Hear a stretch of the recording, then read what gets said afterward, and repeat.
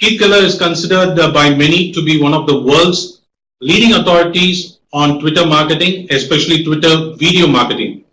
He is regularly invited to speak on this subject on podcasts, webinars, and telesummits around the globe. Keith has his own podcast series on iTunes called Crack the Twitter Code. I repeat, it's Crack the Twitter Code. And now offers one-on-one consulting to clients all over the world via Zoom. So I please welcome Mr. Keith Keller. Chew over the information and share it. And I want you to attach this hashtag. And I'll tell you why. This, it's going to blow your head off. This is the stat that we've had so far for the conference. I'm very proud of this. This is the stats for the last 28 days while I've been tweeting about the conference. 493 tweets from 157,000 people in 22 countries and 50 cities, and 2.8 million people around the world had the opportunity to see the tweets about this conference, either as an online event or as a physical event in Jamaica itself. Now that's very compelling. If you've got a message that does suit the global audience, and I'm going to break down the demographic that uses Twitter in a minute, Twitter can be a very, very, very compelling broadcast mechanism to get the word out, especially in the early phases of a business when no one knows what you're doing. It's very cost effective. It's a little bit time consuming, but other than that, there's really no cost. And I'm also very, very proud to say that these are my stats for the month of April. So you can see that, with a little bit of diligent effort, we can reach 44 countries, 108 cities, 10.4 million people now see my tweets. And that's because I'm tweeting a lot, 312 times in the last 30 days, which is about 10 times a day. And that's very, very, very exciting. So that's the value proposition of Twitter. It's working. It's proven. It's now a teenager. It's 13 years old. Twitter was started in March 2006. So it's really, really, really thumping. So with that in mind, I really want to break down why you would bother with Twitter in an environment where you've got to do some Instagram, you've got to do some Facebook, you've got to do some YouTube videos, you've got to blog, you've got to start a podcast. It's getting a bit sort of overwhelming. 330 million active monthly users. That's 330 million people around the world, 80% outside the US, that are using Twitter regularly. Very exciting. It's very, very exciting. Now we know for sure that 126 million people log on to Twitter every day. 126 million. Now that's a big number, well worth considering when thinking about promoting your business. But the thing I really want to pick up on is I don't want everyone in the world to tweet because not everyone in the world is on Twitter. And here are the demographics. It's very exciting to pull it apart. The slight skew towards women, only slight, 52% to 48%. Really, that's 50-50 in real terms. But there's a slight skew towards women on Twitter, so that's not so interesting. This one is interesting. 41% of people that use Twitter have a university degree. So we're talking about an intelligent client, an intelligent customer that's discerning, that wants information, that knows their own mind, and that they want to be treated as an adult. The other very interesting stat is that 73% of users are younger than 50. I'm going to pull this apart a bit more. That's a bit too generic to be very useful. But we know for sure that baby boomers, people over 65, say, don't really use Twitter. So that's very handy to know. If your product is really designed for retirees, don't use Twitter. They're not on it. They're not using it. You're wasting your time. So that's handy to know, because you can spend your time or your money on a different platform, maybe LinkedIn or possibly Facebook, or maybe a blog, or maybe magazines, or something totally different. We also know that there's virtually no one on Twitter under 24. The sweet spot is 24 to 64 years old. So that's a very handy stat to know. If your product relates to teenagers, don't use Twitter. Use Instagram or Snapchat or TikTok or any number of other products that were invented since I started talking, because there is something invented every day. And they come out and they're fast. Twitch, for instance, that live streaming video app is really funky at the moment. Use something that's more suited to the teenage market. They want something fast and funky. Twitter's 13 years old. It's a bit daggy for them now. So with that in mind, if your market is between 24 and 64, and the average age between that is 40, then the material that I'll share today will be very useful to you. And I'm going to share some very, very powerful strategies that you can use straight away, hopefully today. So when I finish this process, that you're all frantically tweeting either my picture or my graphic or my stats, or coffee with your friends, because Twitter is a really sort of lively place.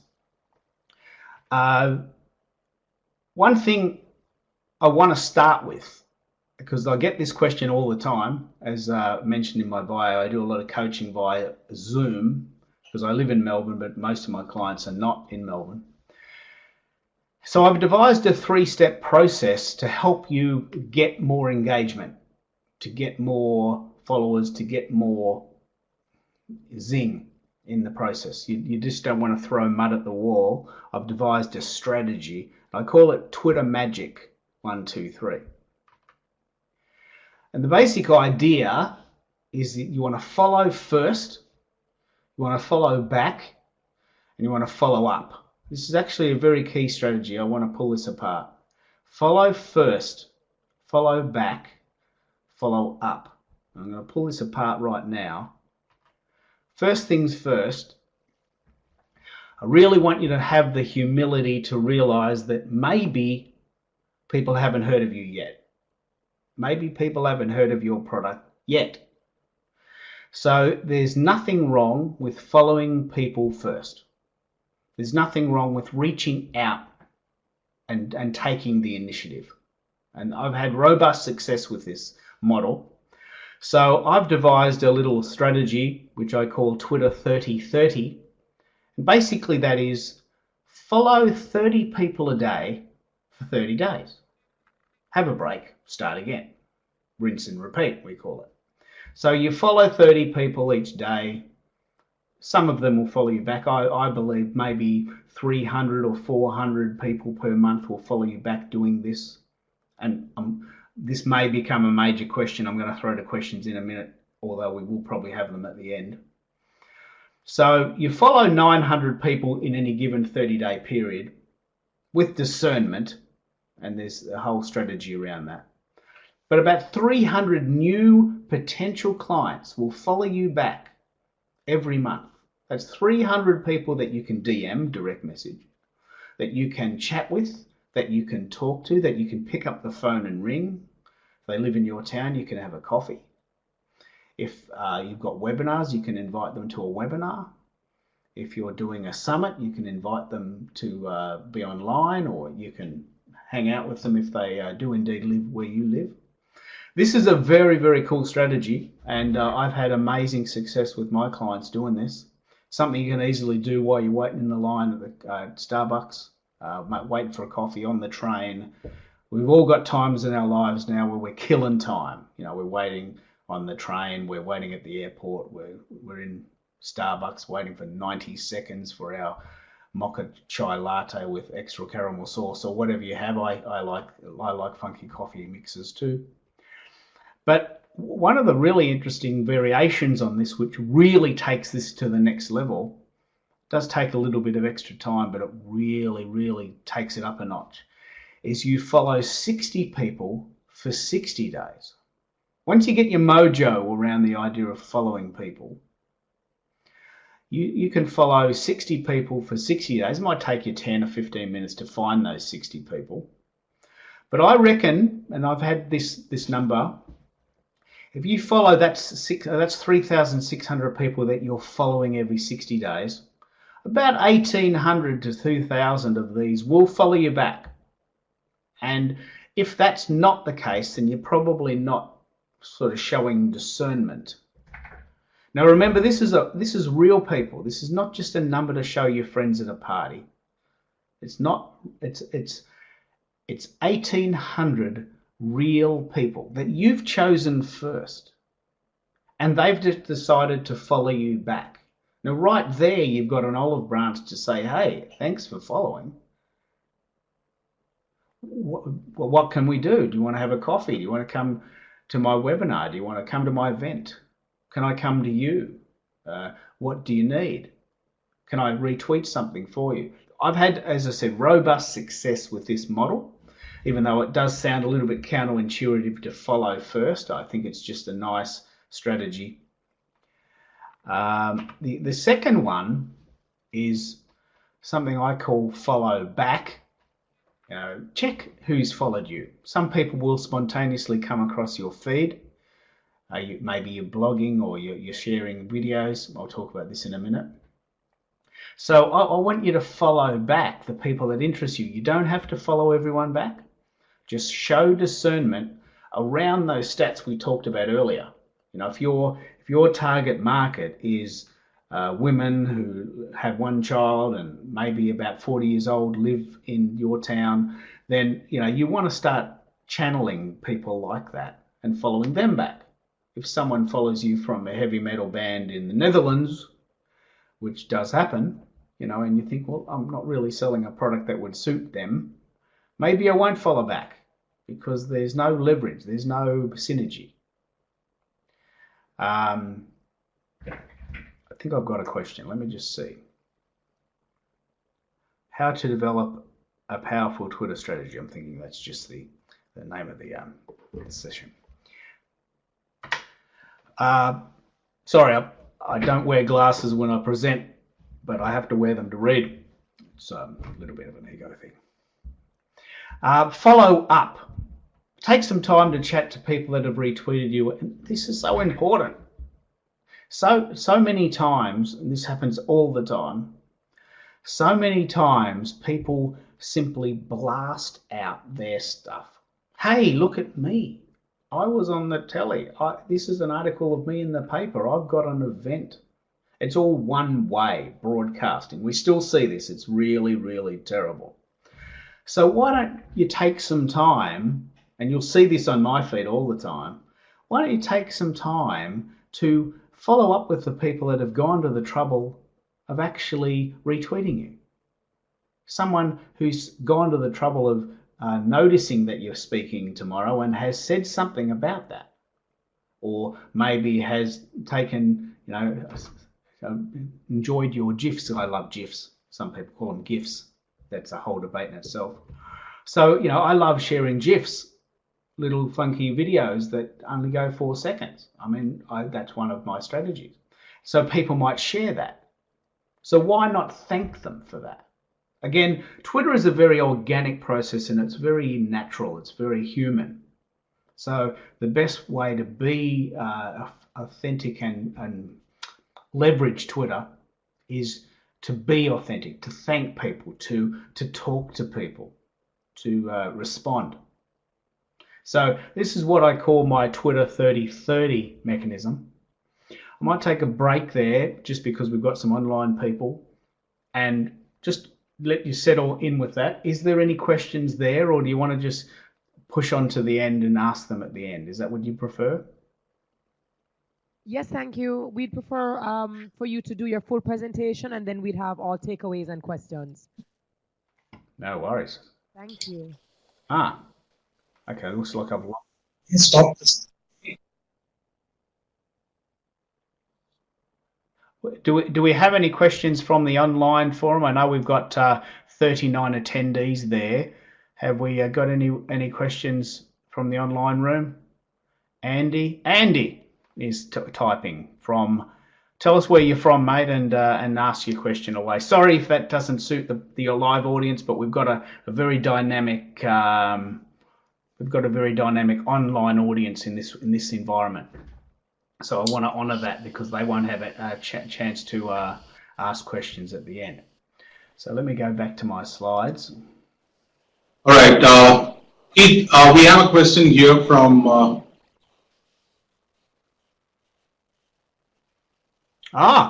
What is it better to use the hashtag or the @ symbol? Geez, that's a good question. It's actually they're two totally different things. So I'm going to talk about this in a subsequent section, but I'll prep it. The hashtag is like a filing cabinet. So you might have hashtag join us in Jamaica or hashtag content marketing. So all of the material relating to that subject goes on a hashtag. But the @ symbol is when you call out a particular person. At Fran Petrie, who I know is on the call. Hey, Fran. You know, you might call out Fran in your tweet to say, hey, I noticed you there, and thanks so much for retweeting my stuff. Hashtags and @ symbols are totally different. They serve totally different functions, and I would include both if you can, if you've got room. And you've now got 280 characters to play with, and I'm going to talk about this extensively in a few minutes. So that's very, very cool. Does that answer your question? Teo from Nigeria, I hope following too much fast won't cause any problems. That's a very good question. You can actually follow up to 400. Used to be 1,000, but you can actually follow up to 400 people a day legally, properly, within the guidelines of Twitter. I wouldn't recommend that. I would absolutely keep under 100 in any direction, unfollowing or following. Please, please, please promise me you will not follow any more than 100 people a day, and especially not unfollow any more than 100 people a day. You'll just get into trouble doing that. You know, it's really not with the spirit of Twitter. And sometimes it's important to unfollow people if they're not active. I'll talk about that in a bit later. You know, if they're not active or they're saying unpleasant things, it's important to keep your feed clean. And so sometimes you do have to, unfortunately, unfollow people. But yeah, if you keep within the 100 guidelines, and certainly Twitter 60/60 over the course of one day, you'll run into no trouble. I know Fran is having some good success with this because we've been chatting about this. So I hope that answers that question. How do you best thank someone for retweeting your message? Geez, that's very good. Michelle, I think you're in Washington. Did you say you were in Washington? I think you're in Washington. Definitely in the eastern states. So let's pick up on what Michelle has just asked there. Someone has retweeted you. How do you thank them? And there's a couple of ways. What I personally do is I love DMing, direct messaging people. Now, no one sees this. This is my hidden secret. No one knows how often it is Washington, D.C. No one knows how often I DM people because DMs are private. And that's a good and a bad thing. No one knows, so it's completely up to me. But DMing, direct messaging people, has enormous power. Enormous! And anyone who's been on this call or is in this call as a direct result of me DMing them the link knows exactly what I'm talking about. I DM'd Michelle the link to this event. She came. I DM'd the link to Fran. She came. So it's like having a direct link to really cool people. So if they're following you, you can DM them. That's a bit of a rule with Twitter, that if someone follows you back or they follow you first, you can DM, you can direct message each other. It's a little bit of an etiquette thing. if they're not following you, then you really can't. I don't know if it's impossible now. Twitter, I think, removed that. But it's not really the done thing.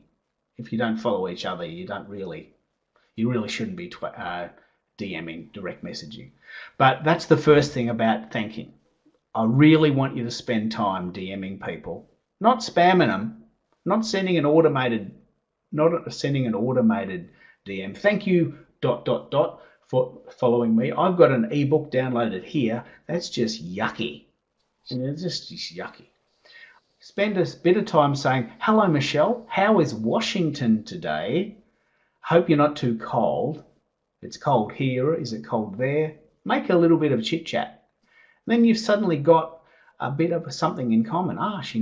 Keith noticed I live in Washington. Wow, you must be paying attention.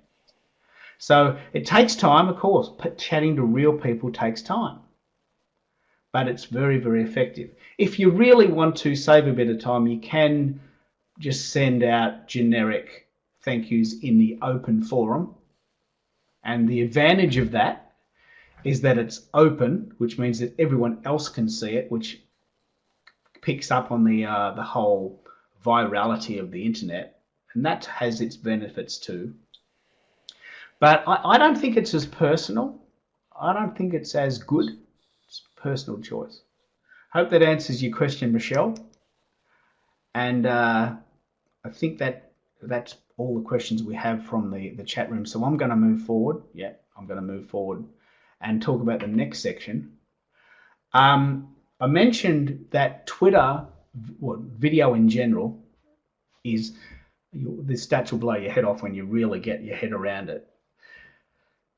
40% of people have identified that they prefer video. If they had a choice between reading a blog, watching a short video, or listening to a podcast or the radio, 40% of people, and the number is increasing, 40% of people would say that they would prefer a video. Now we know for sure that 80% of the internet will be video by 2020. Now we're just around the corner. I think we're already there. I think it's about 78% of the internet is already comprised of video content, and I would attest to that because live streaming is huge and people are live streaming all the time, because it's so easy to do. So Twitter has devised a system of video that is unique to itself, and you can have up to 140 seconds to pick up on the original 140 character idea.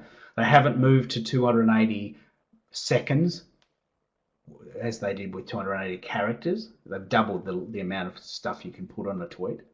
But here's a stat that'll blow your head off. 10 times as much engagement on the same tweet if you add a video. Just add a video, you get 10 times more engagement. It's very, very compelling. It's very, very exciting that would occur. So I'm going to tell you exactly how to do this, and I want you to experiment. As Amanda did say, just experiment with different formats.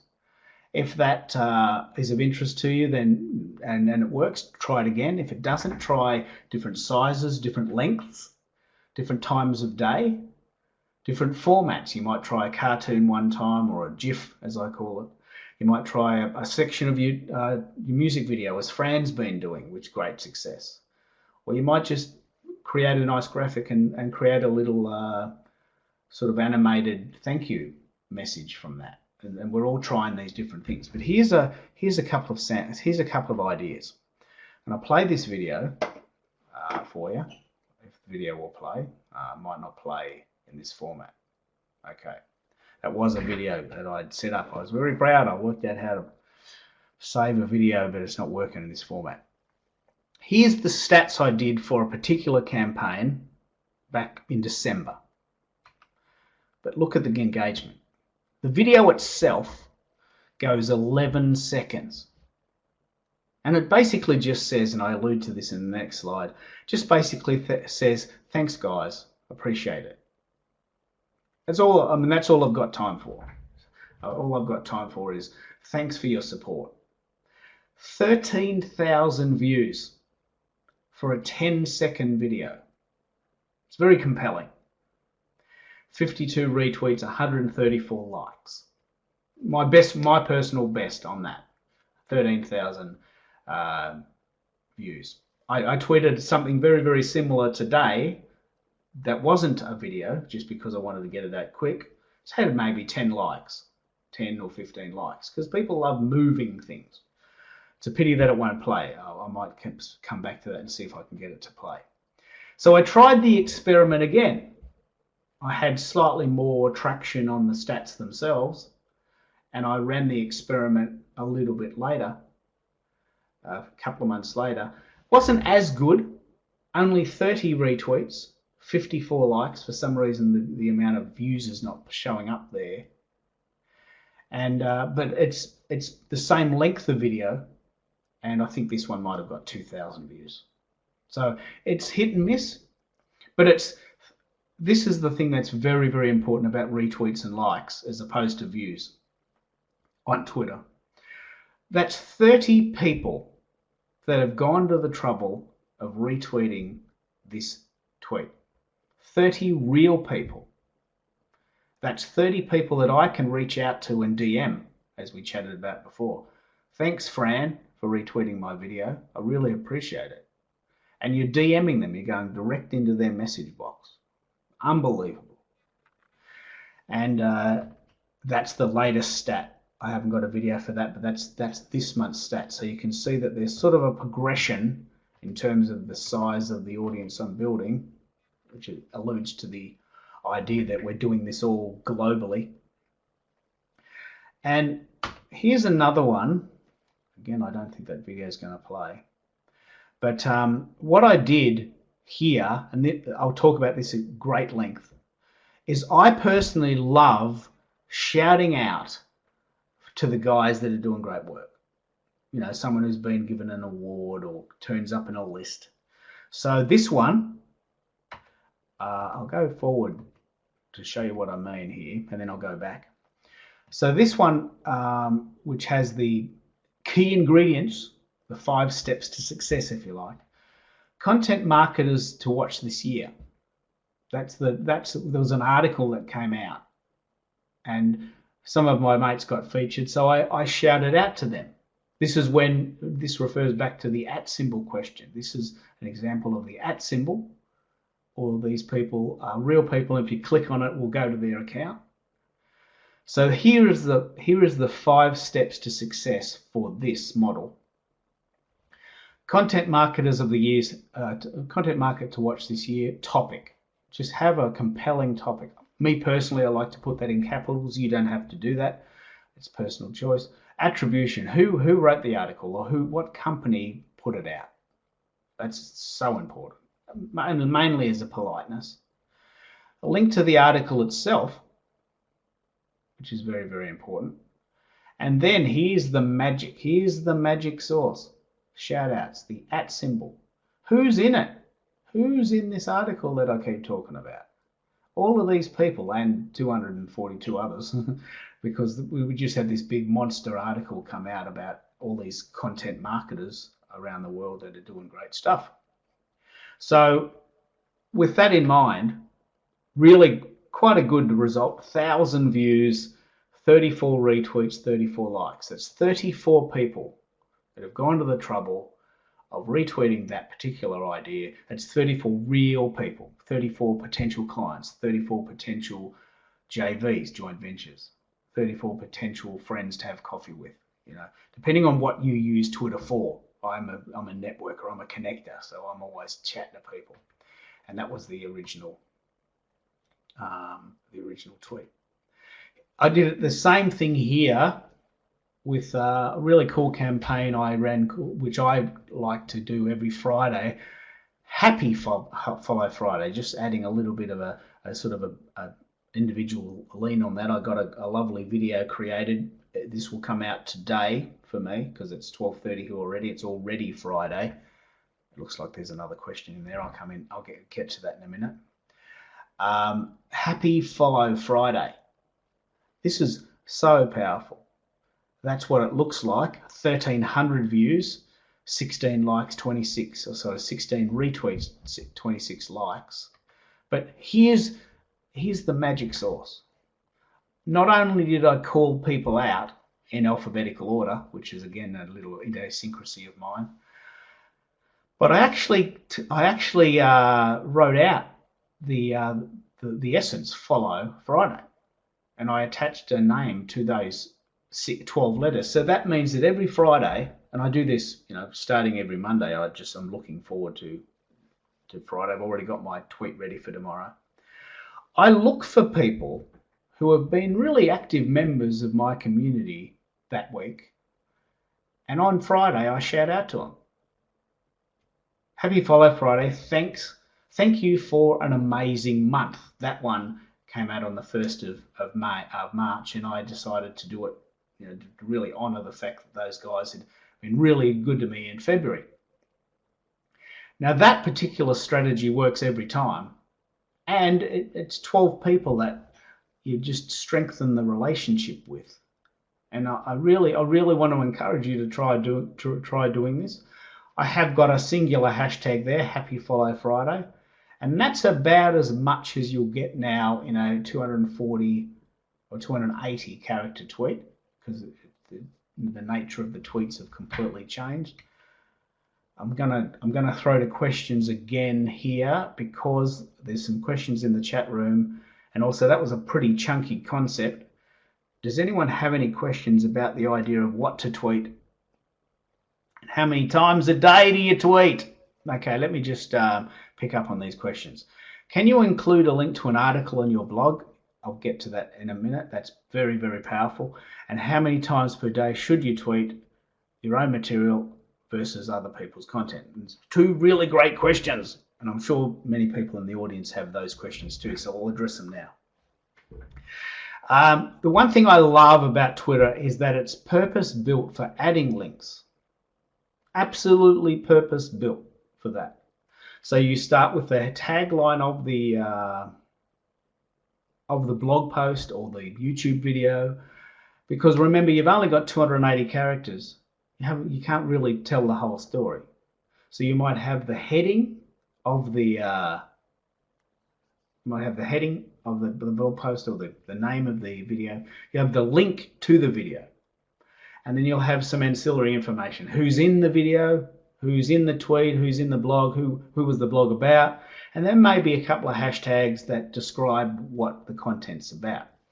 I don't think you're penalised by Twitter for doing that. I know that Instagram doesn't like it. It's pretty hard to do on Instagram, although it's getting easier. But I think that addresses that question. Just let me know, Michelle, if that's an adequate question for there, an adequate answer for that. The second one, which I've been asked at least 3 times this week, and a big shout out to Erica. Big round of applause for Erica for putting this event on and getting us all together. She asks this all the time: Keith, how many times should I tweet? And more importantly, how much should it be myself and how much should it be for others? The rule of thumb there is 4-to-1, the 80-20 rule. For every time that you're talking about yourself, you should tweet 4 other things for other people. It could be a GIF thanking someone for their retweet. It could be a funky selfie from a conference. It could be a really cool article you've come across. Personally, I try to do 10-to-1 because it's just a nice thing to do, to tweet about other people all the time. It's just a lovely thing to do. And then once or twice a day, I might talk about myself, unless I've got an event coming up, which I talk about, and then I talk about it 10 times a day. But in general rule of thumb, 4-to-1. So you could probably do 5 tweets a day, 4 for other people, 1 for yourself, maybe at the start of the day or the end of the day, depending on your energy. And if you can, try to do 10-to-1. And I'll address a somewhat different question, and that is, how many times a day should you tweet? Because Twitter's a fast and funky thing. It's not like LinkedIn, where you can only really do 1 post a day. The Buffer, which is a really great site I'll talk about in a minute, is a scheduling site, and it recommends that if you can get your mojo around this, although it's not obligatory, you should try and tweet 14 times a day, on the hour, every hour while you're awake, rule of thumb. And the reason they say that is because they have a great scheduling tool that takes all the pressure off, and you just load your tweets into a buffer and they do it for you. It's an extremely efficient way to do it. But they've done some robust stats with companies that are tweeting all day, and they found that 14 was the sweet spot. If you don't do enough, no one sees it. If you do too much, well, you're just annoying people. So 14 tweets a day with that 10-to-1 or 4-to-1 rule. Hopefully that's answered that question. And then, okay, how does one use GIFs on Twitter? Well, actually, this is a really cool question because I use GIFs all the time. Twitter has a GIF library. It's run, I think, by Jiffy, which is why I call them GIFs. And basically, you just type when you're doing a tweet. I'm a little bit dubious about going into the live feed at the moment because the internet's very slow in Australia.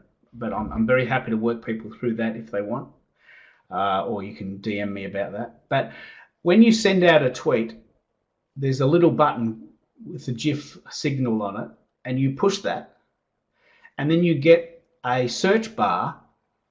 This is such a cool strategy. And then you search for a word. So you might want to say, thanks for the retweets, Michelle. So it will actually, you type in the word thanks, and it'll give you about 100 different GIFs with the word thanks in them.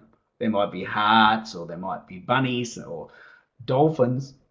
And you just pick the one that you like, and you push go. Now, right there, just by doing a GIF in a tweet, you've increased your engagement by 1,000%, 10 times, just by doing that one action, which takes about 4 seconds. It's so simple to do, and you'll notice immediate engagement increase because people love GIFs. It's very simple to do. DM me if you didn't understand what I'm talking about there. I'm a little bit dubious about going out of this system and into the live feed because we are in Australia and we get like about 4 megabytes a second here. It's it's a third world country when it comes to the internet, and I'm a bit embarrassed about that. So I won't test my luck. Hopefully that's answered the GIF question, but please contact me if you want to know more about that. And how many hashtags should we be using? Great questions, Michelle. I created this strategy. I'm not sure whether or not this is the goss, but I created this strategy called 3 hashtags and a hook. I'm not going to sing this song, but I loosely based it on a Bon Jovi song called Living on a Prayer. And the basic chorus, which I rewrote, was, I like to tweet. It's better than a book. Here is my recipe. 3 hashtags and a hook. And if you can imagine John Bon Jovi running around on stage with leather pants singing that, I think you've got the picture. It's, I like to tweet, it's better than a book. Here is my recipe.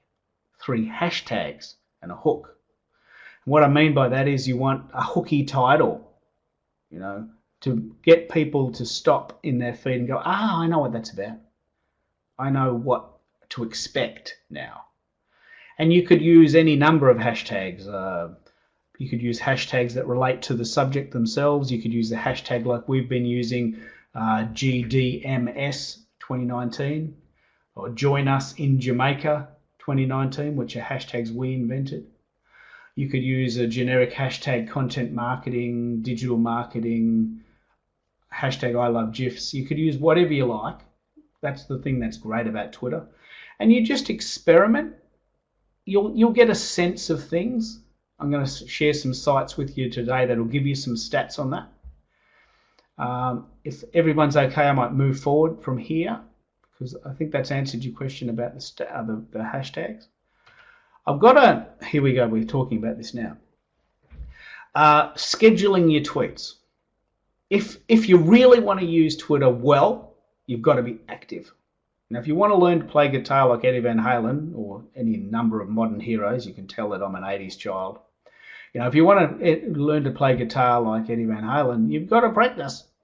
You've got to put in the hours. So Twitter is one of those things that you can't sort of do whenever you feel like it if you want it to work.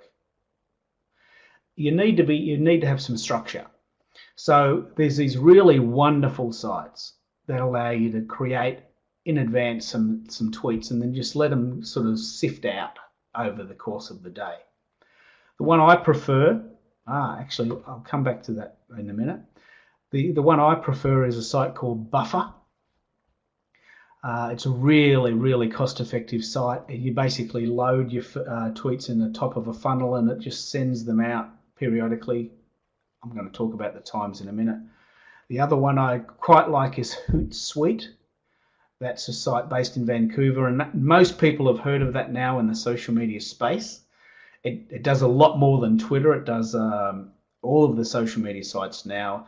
And it's a very robust system and also includes a dashboard. It's got lots of other goodies, a bit more expensive, but much more robust. And another site I really love called Tweeps Map, based in Toronto. And they are the people that have been creating those lovely graphics for me with those stats of the world. I love this site. I use it every day, every single day. But I alluded to something here. This is a very interesting idea. A lot of people say, okay, I've got time to tweet 14 times a day, but can you give me some power times? Can you give me something that I can hang my hat on? Something that I can either get up for or stay up for or zip out for. So 8 a.m., very robust time to tweet new material because people are on the train on the way to work. They're getting the kids ready for school. They're probably not yet at work, but they're sort of checking their emails or they're checking their tweets, they're checking their messages. Very, very robust time to be tweeting. It's also a very good time to set up the day if you have an event or you've got something you want to be talking about that day. It's a very good time to set the day up because you can pin a tweet to the top of your Twitter feed and that just stays there for the whole day or as ever, however long you want. 1 p.m. is a very, very strong time as well because it's lunchtime. Most people have a break between 12 and 2, and there seems to be a huge spike about 1 p.m.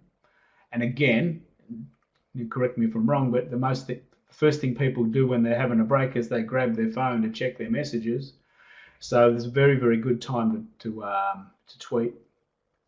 4 p.m. is a very good time to be tweeting as well, because people are sort of getting a bit restless. It sort of coincides with the school run.